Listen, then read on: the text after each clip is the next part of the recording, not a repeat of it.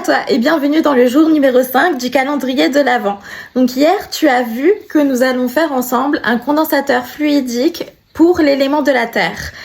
Tu as appris ce qu'était un condensateur fluidique et aujourd'hui, je vais te parler un peu plus des ingrédients et des éléments qu'on va mettre du coup dans ce condensateur et qui vont faire l'énergie, qui vont apporter l'énergie à ce condensateur. Donc on va voir ça tout de suite ensemble. Nous allons reprendre les ingrédients un à un avec leurs différentes propriétés, mais sache que tous correspondent à l'élément de la Terre, ce qui est bien évident.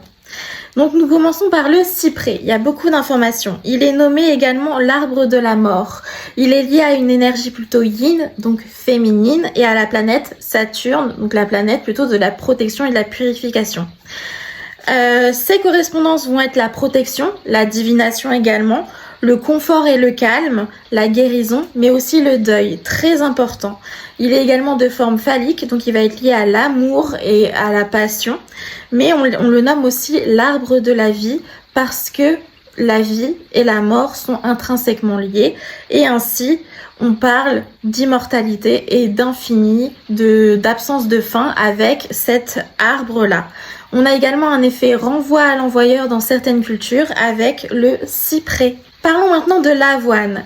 Donc cette céréale est très importante parce qu'elle est aussi féminine, donc liée à l'énergie yin et à la planète de Vénus. Donc elle est très intéressante pour la prospérité, mais également pour tout ce qui va être beauté, etc. Mais elle est liée toujours à la Terre, même si Vénus n'est pas très liée à la Terre, à part son signe astro qui est le taureau, qui va être un signe de Terre et dont la planète qui le régit est Vénus. Les correspondances vont être l'abondance, évidemment c'est une céréale, la prospérité, mais également la divination, l'offrande à la terre-mère. Certaines cultures faisaient des offrandes à la terre-mère grâce à l'avoine en leur rendant à la terre. Et c'est également lié à certaines divinités, à la divinité, au concept de divin, etc. Donc voilà pour l'avoine. Passons maintenant à l'armoise qui est la plante aussi nommée ceinture de la Saint-Jean qui va être aussi d'énergie féminine donc yin et liée à la planète Vénus. Nous avons comme propriété la protection mais également la divination, la guérison, la force, la luxure, le côté puissance et pouvoir psychique, la fertilité, ça protège pour les voyages, ça apporte le bonheur et la santé. C'est aussi pratique pour l'oniromancie, donc la divination par les rêves, le fait d'interpréter ses rêves et d'en avoir des messages, mais également lié au bannissement. Et c'est aussi intrinsèquement lié aux déesses Isis et Artémis. Passons de suite à la verveine qui est aussi nommée herbe sacrée, veine de Vénus ou herbe aux sorcières qui est aussi d'énergie féminine ou yin et liée à la planète Vénus. Nous avons du coup comme correspondance la bénédiction, la communication avec les esprits de la nature, la purification et la protection, la paix et la guérison. C'est une plante qui est très liée aux enfants pour les aider en tout cas. Ça attire l'amour et l'abondance et ça défait certains sorts. Passons maintenant au lierre qui est un faux lierre, c'est le lierre rampant qu'on va aussi appeler bourreau des arbres ou herbe de la Saint-Jean. Elle est liée du coup à la planète Saturne et également d'énergie yin ou féminine.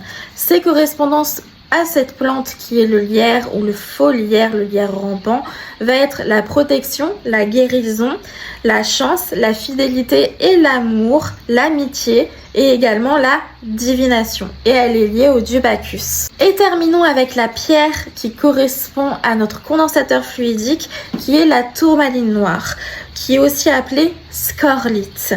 Elle est liée à la planète de Saturne, mais également à l'astre solaire et elle est aussi d'origine féminine et donc yin. Ces correspondances vont être l'ancrage, le bonheur, la croissance intellectuelle, mais aussi la protection et la purification, la stabilité, surtout émotionnelle. Nous allons avoir le soutien émotionnel également et ça absorbe les énergies négatives. Voilà! J'espère que ces petites infos t'aideront au quotidien si jamais tu veux réutiliser ces plantes-là dans un autre contexte que dans le condensateur fluidique. Sache que tu as juste à réobtenir les plantes et cristaux, voire les recharger et purifier les cristaux pour pouvoir refaire le condensateur fluidique. Ainsi, tu as toutes les informations. Il te manquera juste les plantes si tu as tout utilisé. Voilà, donc sache que c'est quelque chose qui va te durer dans le temps. Les condensateurs fluidiques, on peut vraiment les utiliser pour plein de choses, donc c'est vraiment intéressant, et surtout ceux des éléments.